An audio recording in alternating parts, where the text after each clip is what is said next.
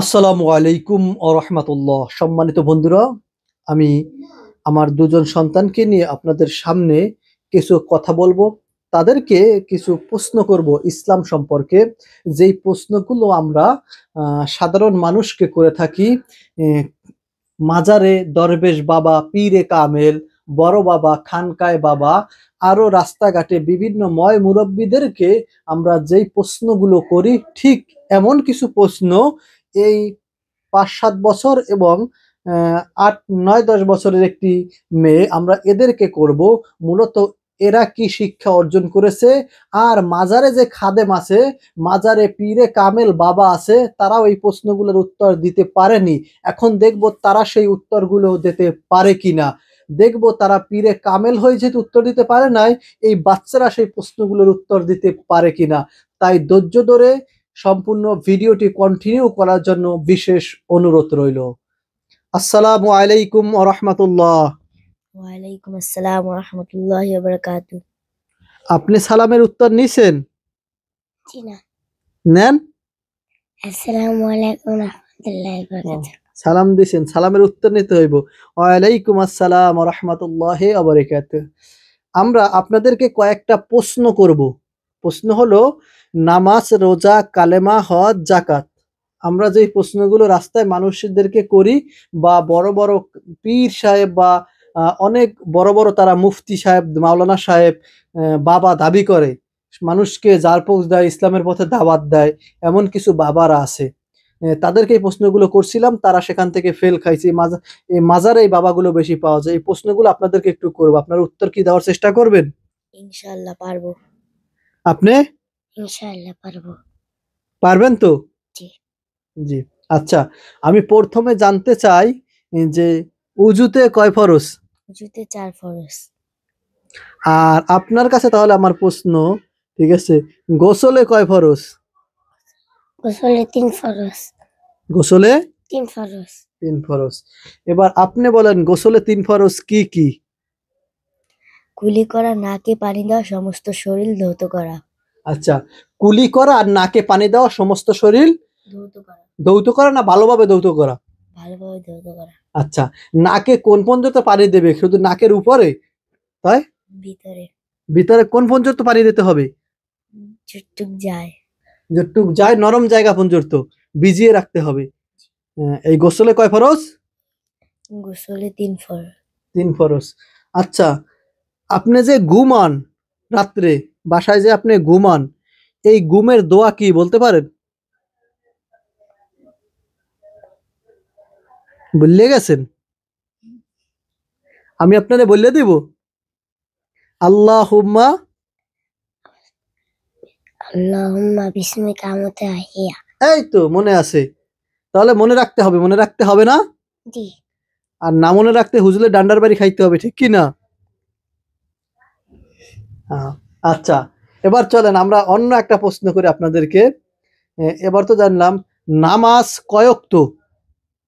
নামাজ 5 ওয়াক্ত। নামাজ 5 ওয়াক্ত। আপনি বলেন 5 ওয়াক্ত নামাজ কি কি? ফজর, জোহর, আসর, মাগরিব, এশা। এশা। আচ্ছা, আপনি তাহলে বলেন, যেহেতু 5 ওয়াক্ত বলছেন, ফজরে নামাজ কয় রাকাত? 4 রাকাত। সে কি সঠিক বলছে? জি। ফজরে কয় রাকাত? 4 রাকাত। ফজরে 4 রাকাত। কি কি? ফরজ, হ্যাঁ। সুন্নত। ফরজ কয় রাকাত? 2 রাকাত। আর সুন্নাত? 2 রাকাত। মোট কয় রাকাত হইছে? 4 রাকাত। 4 রাকাত। সম্মানিত বন্ধুরা, আমি মাজারের কথা প্রথমেই কেন বলছি, আর মাজার পূজারীদেরকে কেন একটু ইঙ্গিত করে কথা বলছি, বিষয়টা একটু আপনাদেরকে ক্লিয়ার করে দেব। কারণ মূলত আমি এদেরকে গোসলে কয় ফরজ, উজুতে কয় ফরজ, এমনকি গোসলের ফরজ কি কি, নামাজ কয় ওয়াক্ত, ফজরের নামাজ কত রাকাত, এমন প্রশ্নগুলোই শর্টকাট সোজা প্রশ্নগুলো আমি করে থাকি যারা লাল সালু বা মাজারে যারা বড় বাবারা আছে তাদের কাছে। কিন্তু তারা জানে না, তাদের 5টা 7টা ছেলে মেয়ে হয়েছে, তারা জানে না যে গোসলে কয় ফরজ, উজুতে কয় ফরজ, নামাজ কয় ওয়াক্ত সেটাও অনেকে জানে না, বা ফজরের নামাজ কত রাকাত। কেউ বলে 5 রাকাত, কেউ 7 রাকাত, কেউ 3 রাকাত, কেউ 2 রাকাত, যার যেটা মন চায় সে সেটা বলে, কিন্তু মূলত কত রাকাত সেটা তারা জানে না। কিন্তু তারা যে উত্তরগুলো দিয়েছে মূলত এটা ওই বাবারা এর থেকে বেশি জানা দরকার ছিল, কারণ তারা তো পীরে কামেল হয়েছে। পীরে কামেল হওয়া সত্ত্বেও তারা এই বিষয়গুলো জানে না। এখন মাজার সম্পর্কে এদের কাছে একটু জিজ্ঞেস করি। আচ্ছা, মাজারে যাইয়া সেজদা করা মুসলমানের জন্য জায়েজ? জায়েজ না। কেন? মাজারে যাই তো আমাদের সেজদা করতে হবে, লাফালাফি করতে হবে, গান বাজনা করতে হবে মাজারে যাইয়া, এটা আমার মুসলমানের জন্য জায়েজ? এগুলো জায়েজ না, ঠিক নয়। কেন? কারণ এগুলো মুসলিম ধর্মের শিক্ষা দেয় না। তাই এই মাজারে যাই সেজদা দেওয়া কি সেটা আপনি জানেন? কি বলেন তো? আল্লাহর সাথে আল্লাহর সাথে শিরিক করা, শিরিক করা।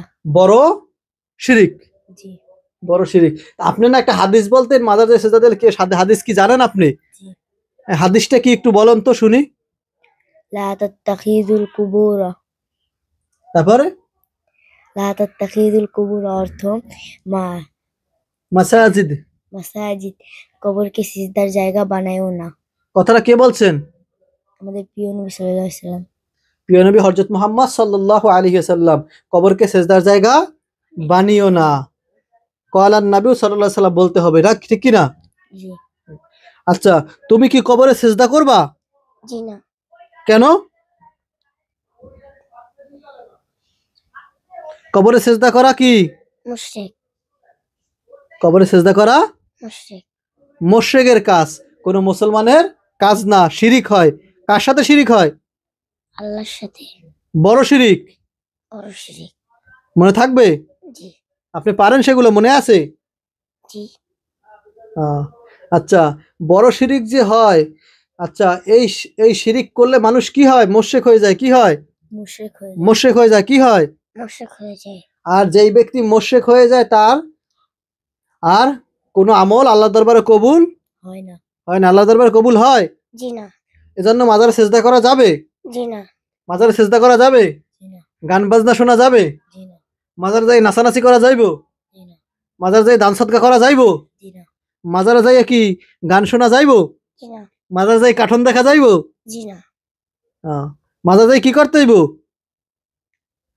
কবরে গেলে একজন আল্লাহর ওলির কবর এক জায়গা আছে, সেই জায়গায় যাই কি করতে হবে? কি করতে হবে? জিয়ারত করতে হবে। জিয়ারত করা কি? সুন্নাত। জিয়ারত করা কি? সুন্নাত। মনে থাকবে? জি। জি।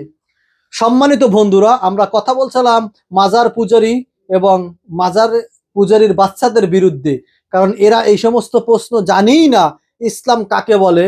তারা বলে আমরা মারেফত আছি। মারেফত শব্দের অর্থ কি? বলে গোপন আমল। এটা তো মারেফত শব্দের অর্থ কখনোই গোপন আমল নয়। মারেফত শব্দের অর্থ হলো পরিচয় লাভ করা। কার পরিচয়? আল্লাহর পরিচয় লাভ করতে পারেন আপনি, অথবা কারো পরিচয় লাভ করা। এখানে তো গোপন আমল বলে এক কথায় তারা গোপন আমলের কথা বলে, মূলত তার উত্তর কি তাও তারা জানে না। তারা মিথ্যা, দোকাবাজ, বাটপার। এই মাজার পূজারীর বাচ্চা, মাজার পূজারীদের সাথে যারা জড়িত তারাও মূলত দোকাবাজ, বাটপার আর সিটার। তারা কখনো মুসলিম হতে পারে না, তারা মুশরিক হয়ে যাবে। এর সাথে জড়িত আছে বিভিন্ন রকমের নামদারি সুন্নি দাবিদার, মূলত তারা সুন্নি নয়। আলাউদ্দিন জিলাপি, গিয়াসউদ্দিন তেহারিয়ার তাহিরি, মুফতি পীর সাহেব শহীদুল্লাহ জিহাদি সহ বিভিন্ন রকমের নামদারি আলেম লাগিয়েছে, আসলে তারা আলেম নয়, তারা আলেম নামের জালেম। তারা সেজদা করে মুশরিক হয়ে গেছে। তাদের থেকে আমাদের সাবধানে থাকতে হবে, ঠিক কি না? জি। ঠিক। জি। সবাই ভালো থাকবেন, সুস্থ থাকবেন। আল্লাহ হাফেজ। আসসালামু আলাইকুম ওয়া রাহমাতুল্লাহি ওয়া বারাকাতুহু।